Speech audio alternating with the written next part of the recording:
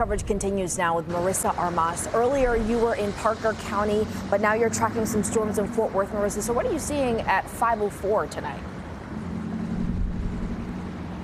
That's right, Nicole. Earlier today, we were making our way up and down Interstate 30, and it was just pounding down in rain, very low visibility. But as you can see now in Fort Worth, entirely different situation. Complete contrast, right? The sun is coming out, and you can see that a lot of these roads are drying up, and there are still some spots that are seeing some minor flooding, but nothing too huge. Now, earlier today, as you mentioned, we were in Parker County, and they were under a flash flood warning until about 2 p.m.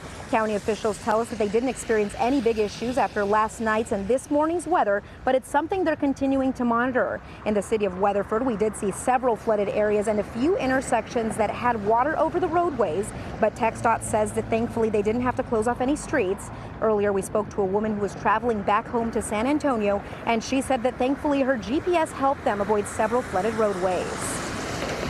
We were not driving in any flooding, but it looked like there had been a ton of rain and a little bit of wind damage here and there, but nothing severe on our route. It was raining hard. You couldn't hardly see. Yeah, so we took it very, very slow. So just don't get in the lowlands. Yeah, that's what I do.